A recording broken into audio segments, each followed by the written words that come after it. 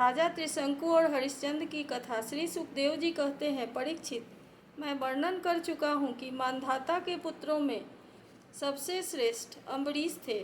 उनके दादा युवनाश्व ने उन्हें पुत्र रूप में स्वीकार कर लिया। उनका पुत्र जौनाश्व और जौनाश्व का हारित।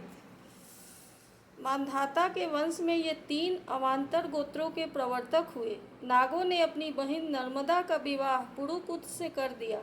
नागराज वासुकी की आज्ञा से नर्मदा अपने पति को रसातल में ले गई। वहाँ भगवान की शक्ति से संपन्न होकर पुरुकुस्त ने वध करने योग्य गंधर्वों को मार डाला। इस पर नागराज ने प्रसन्न होकर पुरुकुत्स को वर दिया कि जो इस प्रसंग का स्मरण करेगा वह सर्पों से निर्भय हो जाएगा। राजा पुरुकुत्स का पुत्र त्रसदस्यु था। उसके पुत्र हुए अनरण्य, अनरण्य के हयर्ष और उनके अरुण और अरुण के त्रिबंधन हुए। त्रिबंधन के पुत्र सत्यव्रत हुए। यही सत्यव्रत त्रिशंकु के नाम से विख्यात हुए। यद्यपि त्रिशंकु अपने पिता और गुरु के शाप से चांडाल हो गए थे, परंतु विश्वामित्र जी के प्रभाव से वे सशरीर स्वर्ग में चले गए। देवताओं ने उन्हें वहां से ढकेल दिया और वे नीचे को सिर किए हुए गिर पड़े, परंतु विश्वामित्र जी ने अपने तपोबल से उन्हें आकाश में ही स्थिर कर दिया। वे अब भी आकाश में लटके हुए दिखते हैं। त्रिशंकु के पुत्र थे हरिश्चंद्र।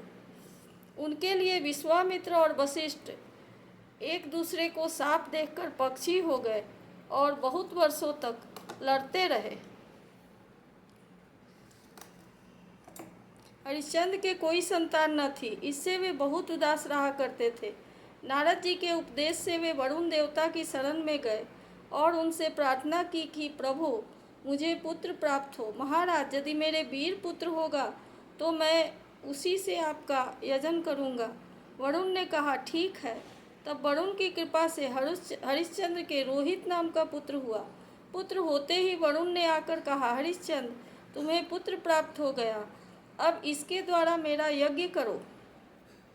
हरिश्चंद्र ने कहा, जब आपका यह यज्ञ पशु रोहित 10 दिन से अधिक का हो जाएगा तब यज्ञ के योग्य हो जाएगा।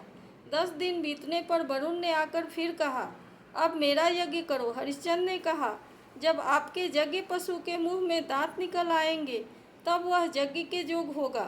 दांत उग आने पर वरुण ने कहा, अब इसके दांत निकल आए तो मेरा यज्ञ करो।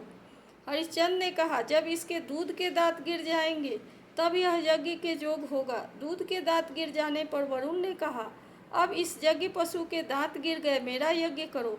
हरिश्चंद्र ने कहा, जब इसके दोबारा दांत आ जाएंगे तब यह पशु यज्ञ के योग्य हो जाएगा। दांतों के फिर उग आने पर वरुण ने कहा, अब मेरा यज्ञ करो। हरिश्चंद्र ने कहा, वरुण जी महाराज, क्षत्रिय पशु तब यज्ञ के योग्य होता है जब वह कवच धारण करने लगे। परीक्षित, इस प्रकार राजा हरिश्चंद्र पुत्र के प्रेम से हीला हवाला करते हुए समय टालते गए। इसका कारण यह था कि पुत्र स्नेह की फांसी ने उनके हृदय को जकड़ लिया था।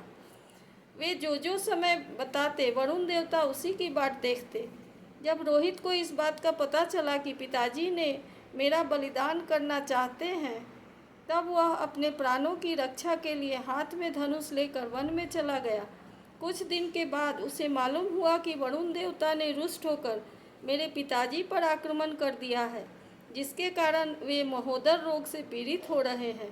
तब रोहित अपने नगर की ओर चल पड़ा, परंतु इंद्र ने आकर उसे रोक दिया। उन्होंने कहा, बेटा रोहित, यज्ञ पशु बनकर मरने की अपेक्षा तो पवित्र तीर्थ और क्षेत्रों का सेवन करते हुए पृथ्वी पर विचरना ही अच्छा है। इंद्र की बात मानकर वह 1 वर्ष तक और वन में रहा।